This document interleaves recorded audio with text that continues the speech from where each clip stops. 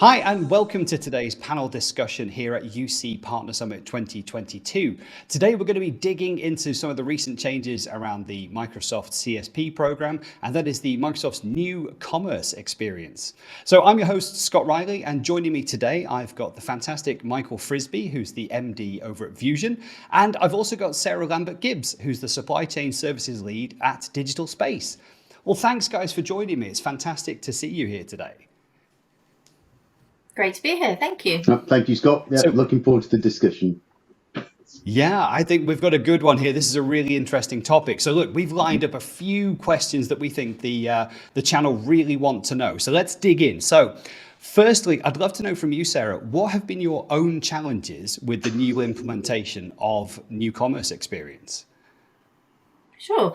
So I think the kind of uncertainty with date changing perhaps, and the initial, it's going to start here, it's going to end here, we're going to extend it, I can completely appreciate where they're coming from, but in terms of, pricing updates in feeds and getting customer quotes out and just giving customers the correct information at the right time. We were just discussing the fact that there are more changes out today. So, I suppose it's just the trust that the information we're giving our customers is correct. It's very live. It's very quick to be updated. So yeah, I suppose it's just understanding it in a really personable way that we can deliver it to our end users. Yeah, absolutely. And I think so, Michael, we heard about this, I guess, really, we heard about this more publicly in October last year. But it seemed like a lot of the information was really kind of delayed in getting out to the partner community and even to the distributors for then, to help the partners speak to the customers. What's been your experience so far? So Microsoft's transition to NCE has actually been ongoing for about 4 years now. And it started off with Azure Plan back in 2019, and so this has been a long-term journey for Microsoft. And as part of some early adopter programs, we were working with Microsoft, and we had visibility, knew these things were coming.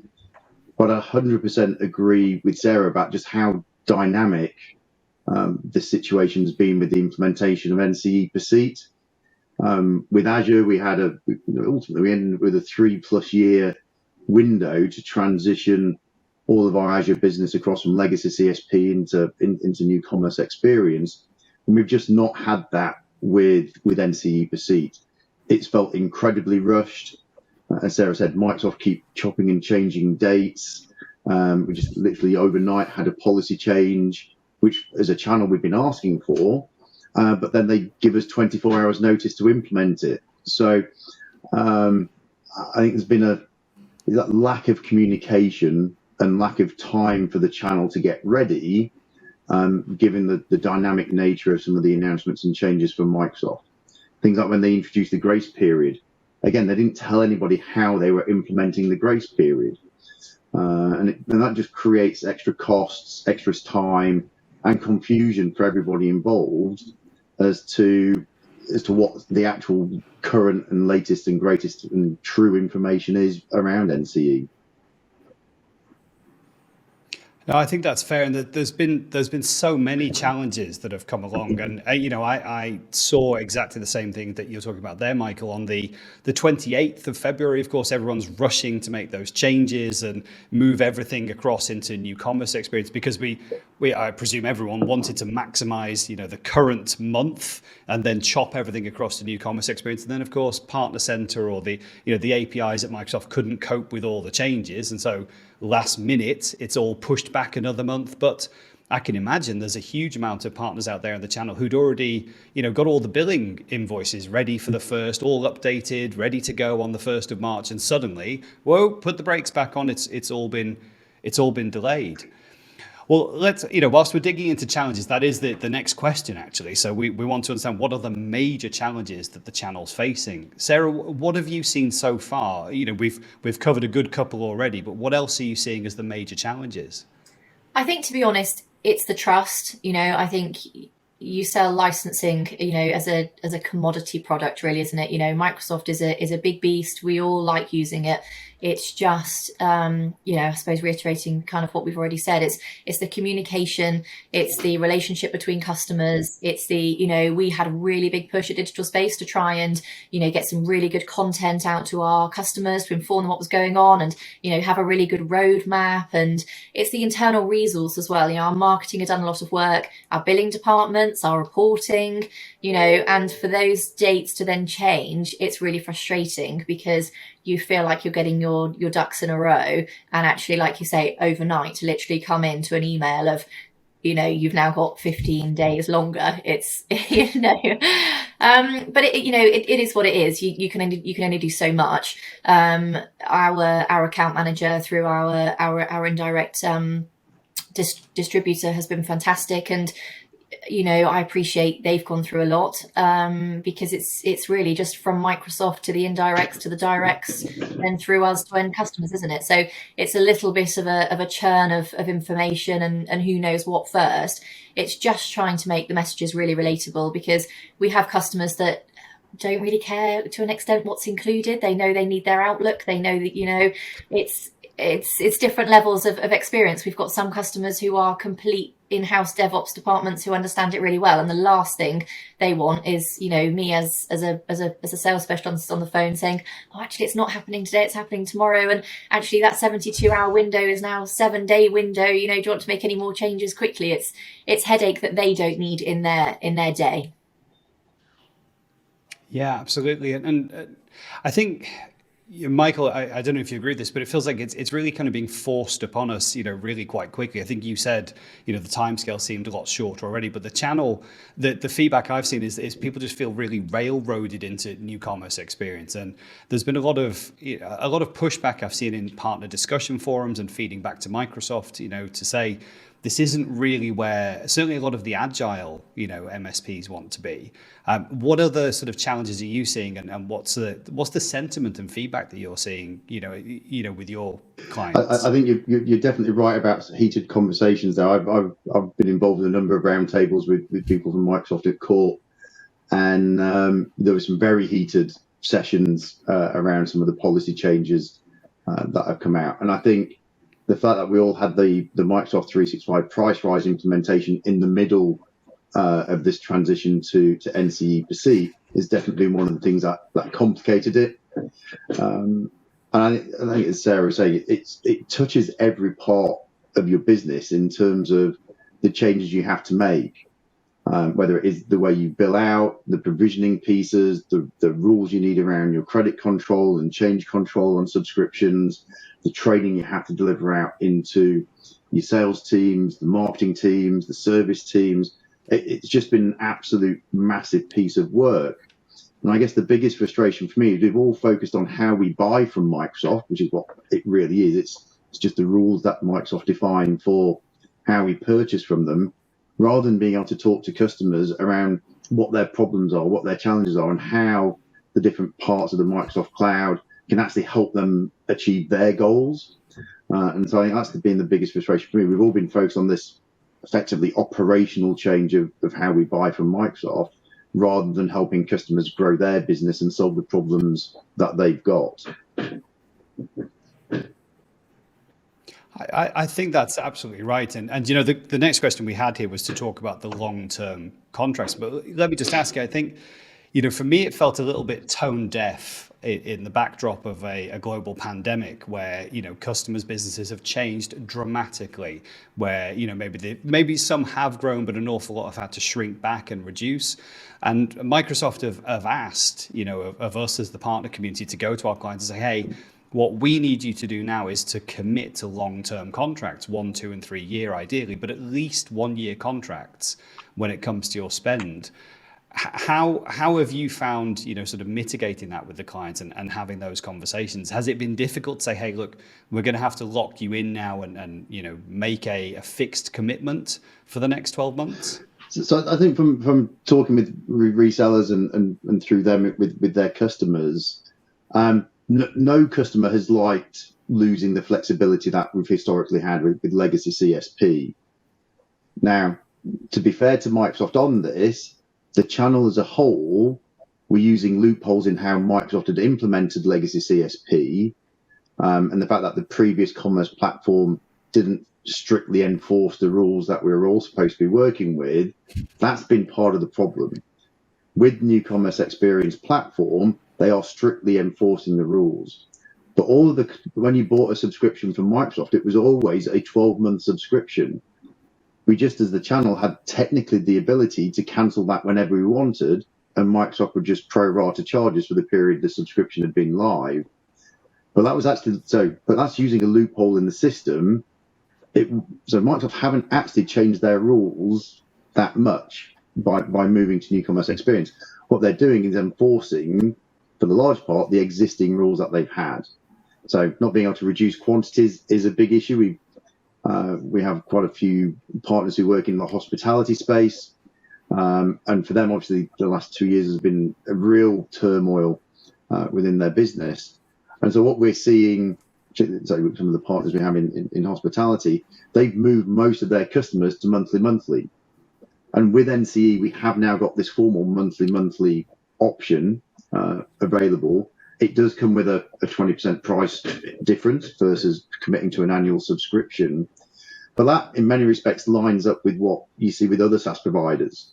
You go online, you want to buy a service month to month. You do pay a premium compared to committing to it for a year or committing to it for 3 years.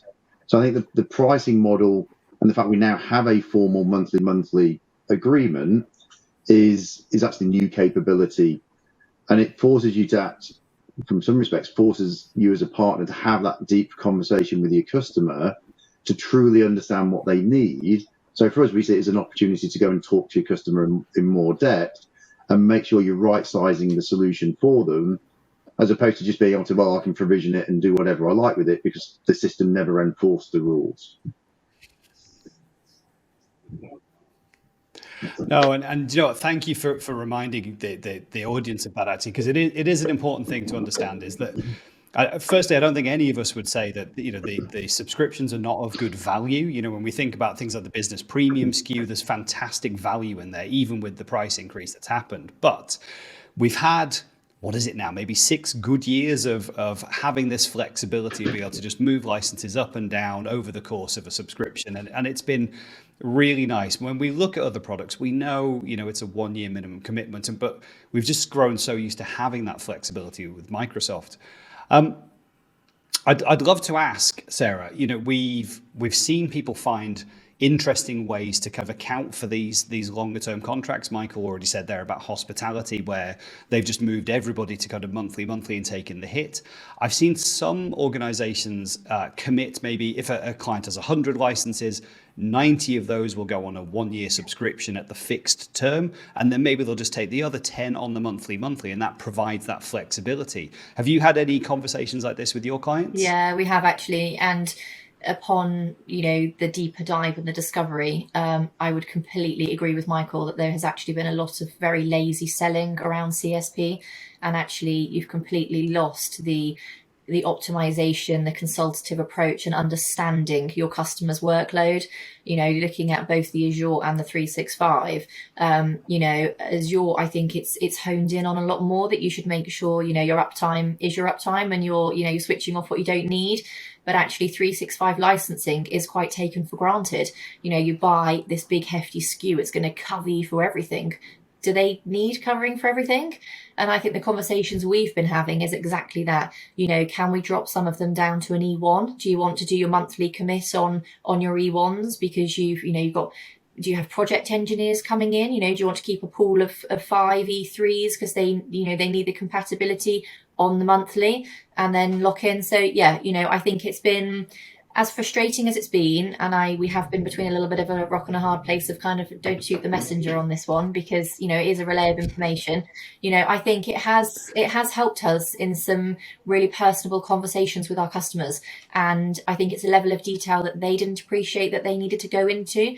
Because you look at, it's just a Microsoft license, really, can we talk about it and go into like that much detail? But until you realize, how many applications are included and the utilization of it, and, going back to, COVID and everybody working from home, taking Teams for granted and the cooling plans and that sort of stuff. It's been really great to go into the levels of detail in a more granular level, to be able to choose the right package for them. Ironically, we do have some customers as well who would have loved to have gone on the 3-year. Obviously, it's been heavily talked about, but not actually, So again, it's the interpretation of, you can Google things online and you can look things up, but actually what we are told directly that you can and can't do today is a little bit different than what you can find online sometimes.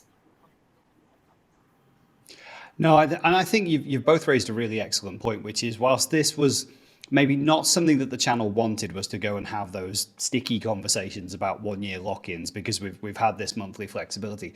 It is a great opportunity to say, what are you using 365 for? What other third-party products are you using that maybe are covered inside what you have inside the 365 SKU? So maybe people are using things like Asana or Rike, or they're using Slack, for example, when we know there's great tools inside 365 that can do that.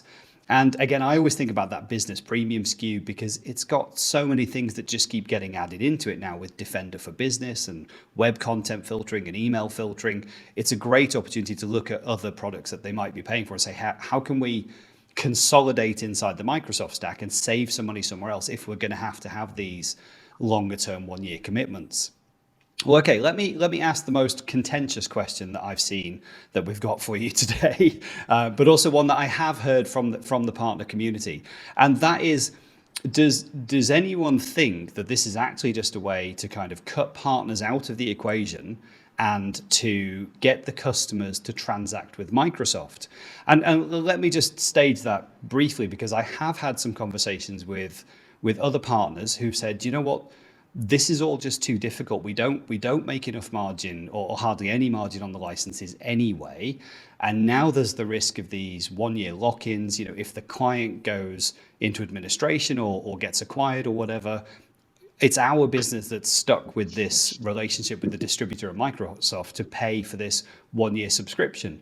There's no coverage for me. I'm going to have to pay for that. And the margin on it just isn't worth it, and the vendor rebates just aren't worth it. I'm going to get out, and I've seen partners advise their clients to buy directly from Microsoft instead of buying from them anymore, because they'll get the same pricing essentially by buying direct on a credit card. Sarah, if I can come to you first, what do you think there's anything here that Microsoft are trying to push smaller partners out of the way? Yes and no, and I don't know whether it's kind of by hook or by crook, if that's the right answer. I think I completely agree with you. Systems, implementation, people, cost companies money. And, I went back to on one of the earlier points is to be within an organization where resource has to really quickly change processes because Microsoft bring a price increase in later or change dates to align enough people has been really difficult. And I have friends with smaller IT managed service companies that actually their whole business is actually around the Microsoft offering. So, in terms of your managed service piece, is it relevant if you don't sell them the license or don't look after their Azure to then be able to offer that service? It's, I don't think there's a right or wrong, and I don't think there's a defined. If you look at customers' business plans, resellers' business plans, for us personally, we've got 2 data centers and we utilize a lot of SPLA licensing. We're very much a Microsoft house. So for us, I think it's really important to show our credentials, in terms of being, gold partner, silver competencies. We abide and we follow a lot of rules to be able to certify ourselves and, to put our head above the, the parapet and go, this year, we've managed to secure our, 5 gold competencies. And I think it's very much a conversational aspect to have with your customers to be able to prove your worth to an extent. And I think it is really hard for the smaller customers and for us, do I have kind of resource at my fingertips to take away from billing when we've got however many 100 other products that we sell and, they're serving customers and actually go, really sorry, that price increase didn't come in last night. I can't say I've been the most favorite person in the company over the last couple of weeks. That's for sure. I think everybody sees my subject title of Microsoft changes and goes, oh my God, what now? So, yeah. Yes and no. It's probably a very on the fence answer, but rhyme or reasons 2 and 4. Actually, do you let bigger partners get bigger? Do they then care as much? I think it's hard. A lot of smaller companies that have less spend, that don't make margin on Microsoft licensing, as you say, it's a support wrap. For me, when I come from distribution, and it was never a case of selling Microsoft individually. How do you back up? What's your security? It was a bigger picture of the solution sell. We were always trained that you should never sell Microsoft as a standalone, because there's the elements that you need to, going back to that consultative conversation, there's elements that the customer, just through lack of knowledge, wouldn't understand, and it's for you to take them on that journey. So hopefully it won't make customers, resellers, go out of business. It might make them look differently at their offering and how they portray that offering. But completely agree. You can go online and buy what you want, but buying what you want might be not necessarily what's good for your business, or you don't then have the support, which I think a lot of people don't appreciate with end users, is that, if you go into PC World or something and buy an OEM boxed product, what happens when that goes wrong? You're going to have to pay, an IT man, a local company, whatever support to be able to help you with that. And actually the value add of your reseller that you're then going through, as a commodity product, or you don't think you'll ever need them, what happens when you've just deleted that really important email that actually you need help getting back quite quickly? I think you've absolutely nailed it with two really, really great points there, Sarah. I mean, we always say, whenever I engage with partners and chat to them, you don't make money on Microsoft licensing. You make money on your service wrap that you wrap around it, and then the ancillary products that go with it. That's where you make your money. And I can understand some of those partners have said, look, we're just not going to do the licensing. We're going to wrap around the service, and keep doing that. And interestingly, you mentioned around that competency and that status, gold and silver partner status. Now, we've seen it this week, just as the dust on new commerce experience has settled, that is changing as well. And the new partner status accreditations, these new provider statuses, are starting to look a lot more robust around implementation and growth of new clients. Michael, do you think any of this is pushing those smaller partners out? If I just frame that question to you, do you think any of this is deliberate from Microsoft to move away from smaller partners and just work with a subset of larger organizations? I think from my perspective, I definitely do not think Microsoft is trying to drive more direct business. With the level of complexity and capability in the cloud products today, customers need a partner to help them unlock that value that sits inside those services. So Microsoft absolutely wants partners to be involved in those transactions.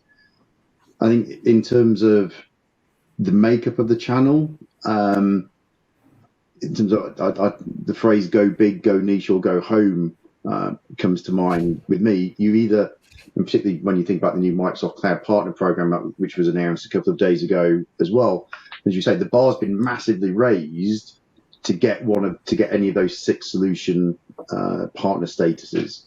It's significantly higher than gold status or advanced specializations are today. So Microsoft's certainly raising the bar. And so I think they want partners to be good and focus on what they do. And as you both said, it's about what's the service wrap that the reseller or the MSP is providing to their customer that matters. And Microsoft themselves has been saying for years, you're not going to make your money by selling Microsoft software. It's the socket around which you're going to wrap your other services, whether it's third-party AV, email security, password management, third-party MFA solutions, and obviously your support and service wraps. And so I don't think Microsoft is trying to disintermediate the channel at all, but I do think they want the channel partners to specialize and have the skills and expertise that they need to deliver a great experience for customers. And what Microsoft is around is driving consumption and usage of the services. And so they want the channel partners who are doing that to have those skills. And I don't think, gone are the days of just being a generalist where you could try and do a bit of Azure here and a bit of Dynamics there and a bit of Microsoft 365. I think partners absolutely have to choose now, what is your area of specialization? What value are you providing into your customers? and then look, and Microsoft again for years has been talking about this partner to partner motion, and find a partner. If you're good at Microsoft 365, work with somebody complementary who's really good at Dynamics, or somebody who's really good at the Azure piece. Because for the smaller partners, I think you have to specialize and say go niche piece and really go deep on that particular area of the solution you're good at, and work with somebody of an equal size or similar size who's good in a different area of that solution stack. And it's only the very big partners with hundreds of employees who are going to be able to go deep across all of those new 6 solution areas that Microsoft are changing the MPN program into.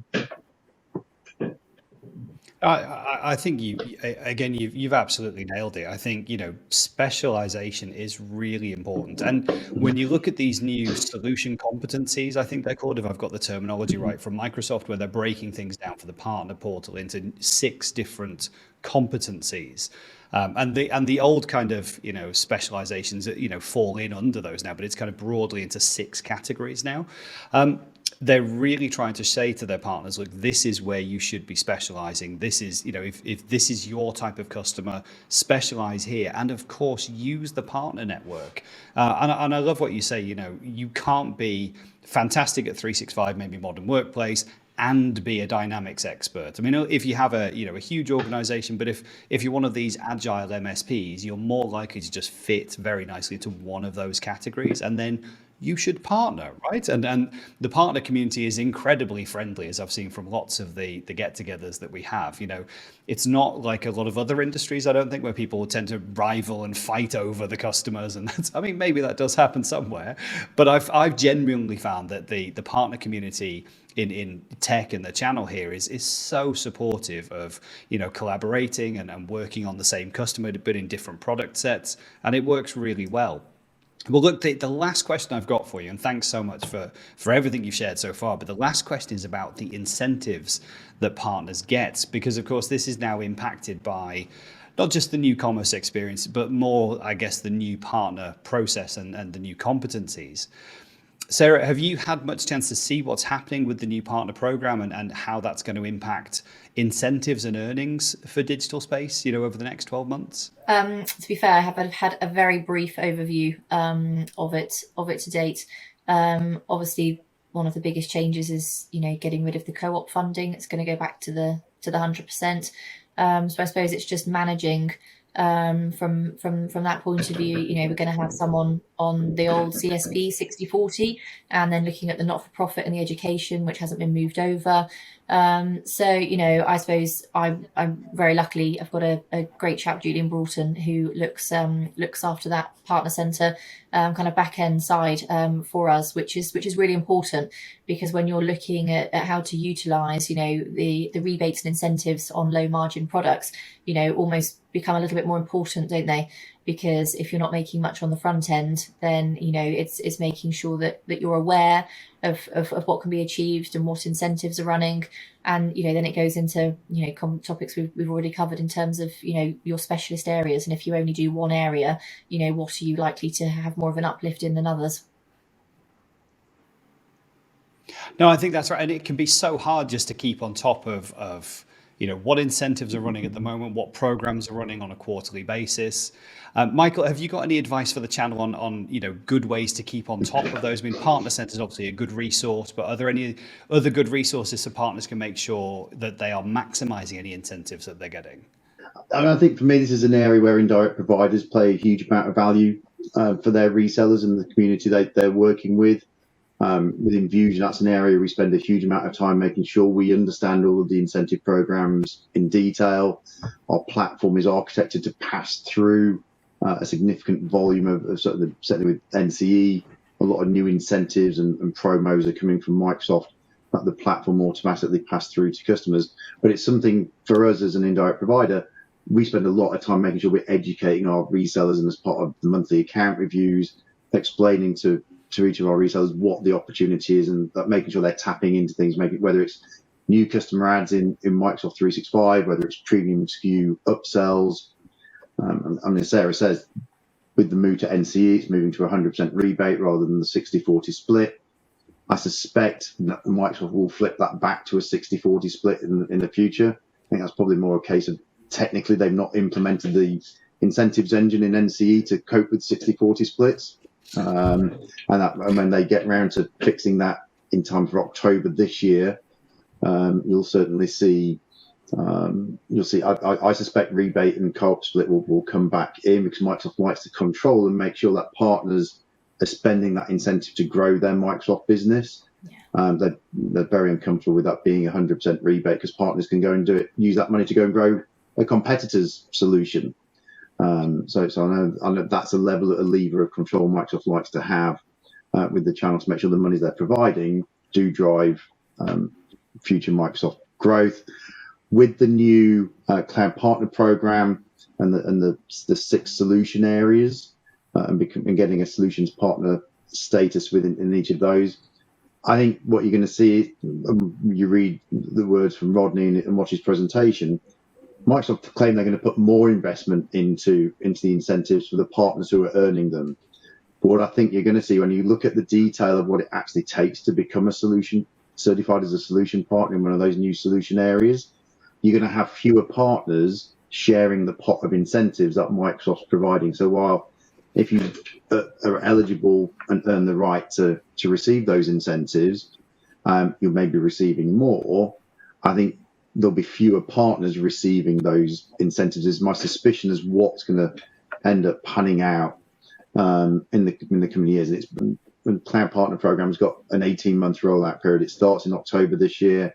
You're going to have a grandfathering of your gold and silver competencies for at least a year on that before you're fully into the new program. So that's complete supposition from my part. I think when I read the announcements on MCPP this week, incentives I think was particularly vague, or there was a real lack of detail about what's going to happen, and obviously it won't be until July 1st or 2nd when we find out for sure what the incentives program is that will be in place from October. And we know Microsoft will maintain core rebates or core incentives, but they do like to play with the levers around driving customer ads or driving premium SKU mixes. And Microsoft still has a really big push on driving more and more customers. So they'll always play around with some of those levers and incentives to help make sure the channel's focused on the behaviours and metrics that Microsoft themselves care about within their own business.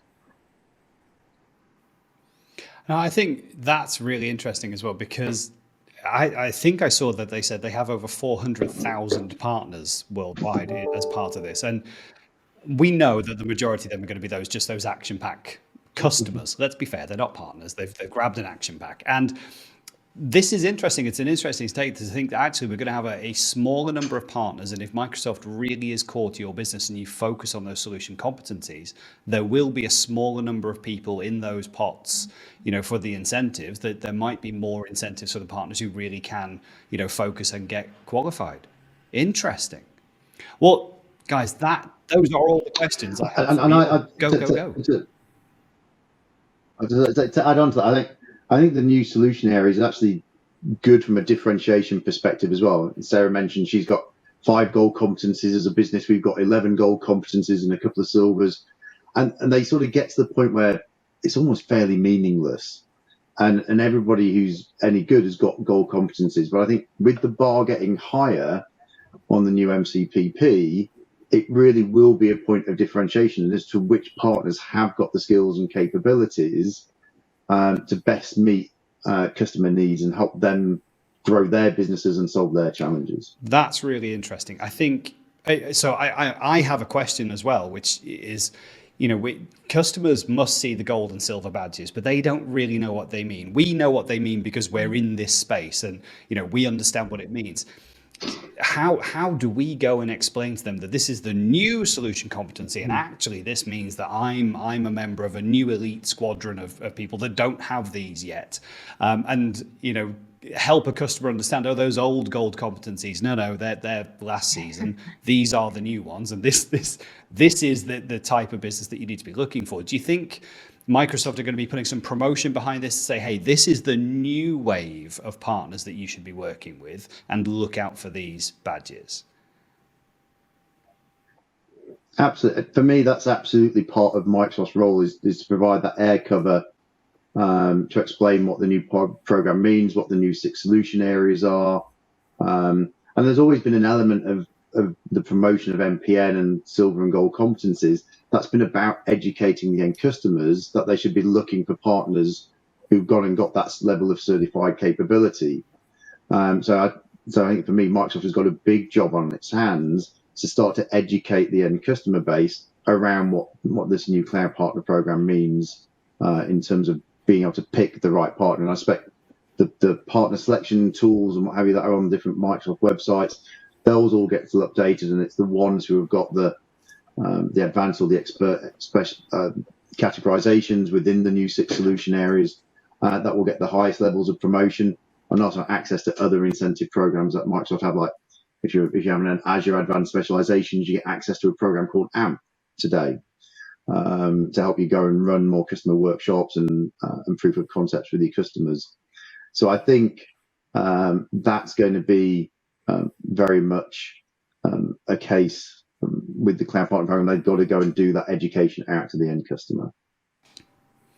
Well, Michael, you make a great point there about, customers finding Microsoft partners through the partner portal. But Sarah, do you think there's going to be any need for you as Digital Space to educate your clients and prospects around what these new partner competencies mean? Yeah, I think there's definitely an element of kind of wanting to self-promote in terms of what you've achieved and why you would want to be accredited. I think actually if we go completely back to the start though, and how we just started this whole conversation with a change in education from CSP to NCE and license utilization, actually could this also be a really good time to again re-engage with your customers? We mentioned, do our customers know what gold is, what silver is, why, is it relevant to them? It could be a case again, we could step back as a reseller, reevaluate where we are, reevaluate our positioning, our customers, how we interact with them, our interface. So actually, yes, it's probably, more work, different work, a combined scenario of maybe, aligning our business strategy and where our skills lie with how we want to be portrayed and what we want to be known for. So, again, it could be a really good education piece, both, internally for, my sales team. They're going to have to, understand what that means. They're going to be questioned by their customers. I personally am not an account manager. I don't hold the personal relationships that they do. So it's understanding it in a meaningful way, isn't it? You can have a gold star and look wonderful, but actually if your support isn't up to scratch and they don't know what telephone number to contact you on and that sort of stuff, then it doesn't mean anything, does it? No, absolutely. Oh my gosh. Thank you both so much for just being so candid and sharing so much of yourselves in these questions, because I know this is a hot topic for the community. And look, thank you all for watching today's Partner Summit discussion. Don't forget that you can always keep up with what's happening by following the hashtag Powering Partners on social media. But that's it for today's discussion. Thank you so much to Sarah and to Michael. And from me, Scott Riley, thanks very much. See you guys. Thank you. Thank you, Scott. Thank you, everyone.